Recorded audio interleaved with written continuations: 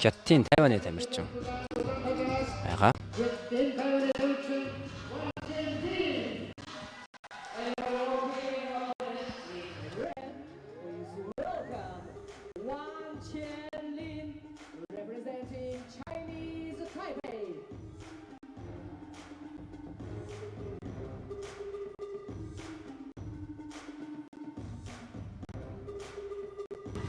За Хятадын Тайваны тамирчин. За энэ тамирчин бол бас тэмцээнүүдийн үнэхээр бас фаворитуудын нэг одоо дасгалжуулагч аналистууд бол энэ тамирчин дээр маш их хараа хандуулсан байгаа. За залуучуудын 2 удаагийн дэлхийн аварга дараалсан аварга болсон. Саяхан одоо 5 сард Узбекистан улсад басан залуучуудын дэлхийн аваргад төрүүлчихэд байж байгаа шинэхэн аварга байгаа. За өнөөдөр бол бас үнэхээр өнгөтэй байж за бүхэл тулаанаа ер нь л онооны хэлт давуу, техникийн хэлт давуу байдлаар ялгаргаад ирсэн байж байгаа. За түүний өрсөлдөөр бол Тайланд улсын тамирчин.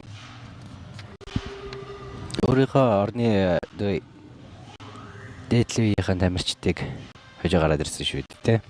Тэ одоо хамт бэлтгэл хийдэг багийн одоо их чигээ хожоод гараад ирсэн. За тухайн тэр тамирчин бол бас л их мундаг насан туршийн дэлхийн аваргаас хүрэл медальтай тамирчин байсан. Тэр тамирчныг бол бас төвөггүйхэн хожоод гараад ирсэн. За Тайланд улсын тамирчин Пулкерт Патчаран гэдэг. За Тайландууд бол үнэхээр бас тэквондогийн яалтчгүй топ болсон. Мэдээж энэ хоёрын хооронд бол маш ширүүн өрсөлдөөн болох нь ойлгомжтой. За харин хин нь үнэхээр авраг байж технологиг харцгаая. За хоёулаа залуу тамирчид байгаа. Энэ жил Тайланд улсын тамирчин бол дөнгөж 18 настай. За Chinese Taipei Хятадын Тайваны тамирчин бол бүр 17 настай. Хараахан насанд хүрэгч 18 нас хүрээчгүй явж байгаа. За хоёр залуу тамирчин тамирчин гарсан тоглолт гарах нь тий. За одоо ингээд тэр таквондод бас нэг шинэ үе ирцнийг бол харуулж байна. За тэр цаана хөгжүүн дэмжигчид за Монголын за Tigers клубын баг тамирчид за Taipei Chinese Taipei Тайван дэмжиж Тайвасыгаа дэмжиж байна да. Өөрсдөө бас хүрээл одонгоо бариад ирчээ. За тоглолт маань эхэллээ. За 50 улсын тамирчин бол харьцангуй өндөр байна. За 50 улсын тамирчин бол метр 70 см. За Тайланд улсын тамирчин бол метр 67 см юм байна. За энэ хоёр маань бас 46 кг-тай бол хоёулаа их өндөр тамирчтай байна. Жацны хувьд бол давуу байдал нь 50 улсын тамирчинд байна шүү дээ тийм байна. Яраа нэг урт мөчтэй харагдаж байна. Жац өндөр. За тэгээд дээр нэмээд сунгалтай байгаад тахаар маш хэцүү байдлыг үүсгэж байгаа. За энэ сая энэ тогтоож байгаа баруун хөлөөр өршөлж байгаа. Энэ бол энэ 50 улсын тамирчин дархан ашиглалтанд байгаа тий. За Тайланд улсын тамирчин бол цээжийн дамжуулалттай товлж 2 оног бол авсан. За эмэгтэй тамирчид бол ингээд хөлийг бас өргөөд хэрвээ хөлөө бас төрүүлж болох юм бол бас оноо алдах аюултай байдаг учраас аль аль нь болохгүй ингээд бариад идэг. Сая амзарч байвал энэ хоёр тамирчид яг ойрын цаанд ингээд богн ингээд блок хийгэн гот гар авч байгаа хэсгийг тэр харж байна тий. Энийг бас манай тамирчид маш сайн харж явах хэрэгтэй тий. За энэ хөлийг бол ингээд гарын оролцоогүйгээр хамгаалтгүйгээр өргөх юм бол маш их оноо алдах аюултай. Хөлөө өргөд дээр нь гараа хажуулаад байгаа болохоор эдгээр маань оноогоо хамгаалаад байгаа. За 50 улсын тамирчин. За 50 улсын тамирчин бол үнэхээр бас залуучуудын шилдэг аврагч гисэн одоо насанд хүрэгчдийн бол тэмцээний туршлага одоо энэ тэмцээнд байгаа. Тийм учраас бас сэтгэл зүйн хувьд шинэ чаленж байгаа. Ялангуяа наадын тоглолт нь. За тоглолт 30 секунд 2-1 ярцдаг. За тайван ажиллаж өгч байна. Тайланд улсын тамирчин бол үнэхээр сайн хамгаалж байна. Тайван улсын тамирчны тоглоомнууд бол маш хэцүү тоглоомнууд байгаа нэрэд. За зүүн хөлөөр доор шиглээд оноо авч байна. За энэ ингээд хоёр хөлийг ашиглаж тоглохын давуу тал. Тэгэхээр гайхалтай. За энэ блокийг бол маш сайн хийж байна тий. Блокийг бол маш гаргав. За сүүлийн бороо. За ингээд Тайван улсын тамирчин бол нас залуу боловч ийм л одоо туршлагатай цагийн менежментийг үнэхээр гайхалтай хийгээд байгаа. Өмнөх тоглолтууд төр ч гэсэн мөн ингэж ийсэн.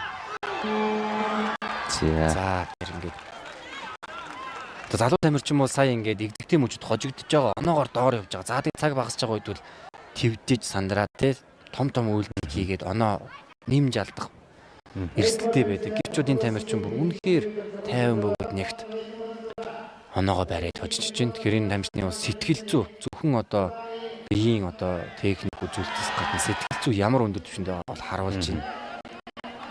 Сүүлийн мөч хүртлээ тэгэл тайван байдлыг илэрхийлж байгаа. Оноогоо багаар төвчж шүү дээ.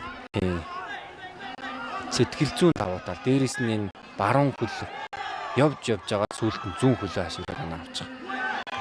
Энэ хугацааг за энэ өршөлт бол гайхалтай. Энэ хоёрын үед бол баг оноо уулзаж ингэж байгаа бол хамгаалалт энэ ур чадрын үед маш сайн байна тийм. Маш сайн байна. Тайланы тамирчин ч гэсэн энэ өндөр ур чадвартай довтлогооны ур чадвартай тамирчин дээр ийм баг оноо алдаж хамгаална гэдэг бол үнэхээр маш сайн байна. За 2 дугаар үе. За Тайланд улсын тамирчин бол одоо за 50-ны тамирчны нэг онцлог байгаа. Ингээд 1-р үеийг ямар нэгэн байдлаар авчих юм бол 2-р үеийг маш хүчтэй хийгээд байгаа. Өнөөдөр өмнөх тэмцээнүүдийг харгаж гисэн 2-р үеийг бол үнэхээр хүчтэй хийдэг. Сая сүүлд дэлхийн аварга болохдоо бол финалийн тоглолтын дээр 2-р үеийн тоглолтоо хэдхэн секундэд л онооны илт даваа болчихсон. Тэр одоо 2-р үеийг маш хүчтэй хийгээд одоо энэ тэмцээн дээр яаж хийх нь харъя. 1-р үеийг бол яг адилхан явж байгаа л явчлаа шүү дээ. Сая 2-р раунд эхлэнгүүт л ширүүхэн дотлогыг өрнүүлж шүү дээ тий. Өөрөө ч бас тэр темпэндээ бас тассан баг. Өөрийнх нь тактик арга барил байна тий. Одоо мэдээж нөгөө сэтгэл зүйн давуу талаа авсан, үеийн давуу талаа авснаа бол мэдэрчин гэсэн тий. За гэвч Тайландын тамирчны хамгаалалт бол үнэхээр гайхалтай байна. Энэ нуртгөл энэ их олон дотлогоо буулгахгүйгээр хийж яхад нягт хааж чадаж байна. За энэ гар тэр хөлөө хамт өргөчөөд гараа хөлийг нь дахиж хааж байгаа. Нэг хөлөөр хаагаад бол хангалтгүй тийм ээ.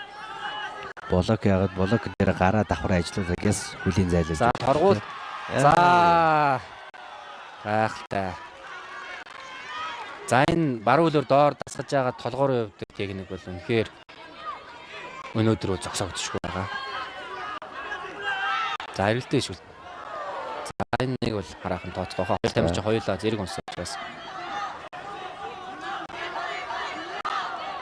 За 40 секунд үлдсэн. 50 насны тамирчин 3 оноогоор шүтэлж байгаа.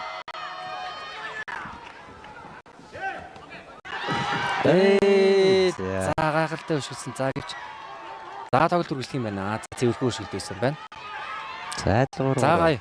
Гэтэ 50-ны тамирчинд маань давуу байдал бол байгаа. Яг бол контактын хувьд илүү байна. За тэгэхээр Тайландын тамирчин маань бол одоо оноо авахгүй ч гэсэн контактаа илүү болгох хэрэгтэй. Тэгэхээр илүү оновчтой шүтүүдийг хийх ёстой гэсэн үг. За 3-3. За гэвч тэр дэлгэцэн дээр бол тэр улаан талд 3 гэдгийн дор 4 гэсэн байгаа тоо бол бас тэр хит буюу цохилтын тоо байж байгаа. Цохилтын тоо хамаагүй ч нөрөөгөө илүү байж байгаа. Одоо энэ цохилтын тоог Тайланд улсын тамирчин 5 болгочих юм бол давуу байдал үүснэ гэсэн үг. Давуу байдал үүснэ. За сүүлийн 20 секунд. За Тайландын дасгалжуулагч бол мэдээж тэр хувийг бол хараад зөвлөж байгаа. За одоо хожигдож байгаа шүү ч гэдэг зөвхөн зөвлөж байгаа. За сүүлийн 11 секунд. 50 бол тэгтээ урагш байгаа бас яваал. Тэ хамгаалтаа бол ингээд уушаага нэг хийж контакт олчлоо. За нэг юм. За та найдвар. За үнэхээр. За энэ залуу тамирчин бол үнэхээр гаргууд шилдэг байна. Тайланд маш тайван явж штэ. Тайван улсын тамирчин One Chilling. За ингээд залуучуудын 2 удаагийн дэлхийн аварга, залуучуудын Азийн аварга. За тэгэхэд ингээд 17 наснда насан туршидтын Азийн аваргын алтан медальтай. За үнэхээр зогтооцсгүй дэлхийн Азиа болон дэлхийн таквондод үнэхээр шинээр төрөн гарч иж байгаа гайхалтай нэгэн од тамирчин. Монгол улсад маань ингээд өөрийн түүхийг бүтээж байна. Маш тайван байж шүү дээ тий. Үнэхээр сэтгэл зүй үед авраг болсон юм шиг. Сэтгэл зүй үед 17 наснда энэ багнаас нь бол үнэхээр гайхалтай байна. За энэ тамирчны ирээдүйд бол үнэхээр тодор гэлцэж байна да. Манай баг тэквондогийн тамирчид залуу үеийн тамирчид бас сайн ингээд эндээс үлгэр дуурайл авах хэрэгтэй тий. За 17 настай ч гэсэн насан туршид тий.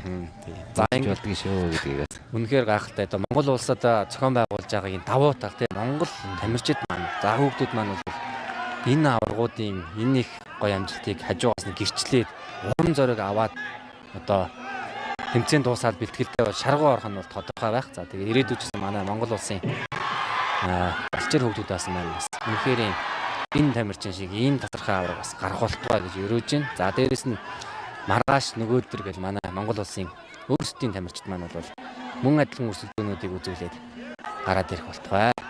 За ерөөлөө таршгэ. За тэр дараалсан маш гайхалтай тоглоомод ирсэн байна. За гэвч Тайланд улсын тамирчин бол яалчгүй өнөөдөр бол энэхүү тамирчинтай хамгийн шилдэг өрсөлдөөнийг үзүүлсэн тамирчин байлаа. Аргагүй одоо финалийн тоглолт шиг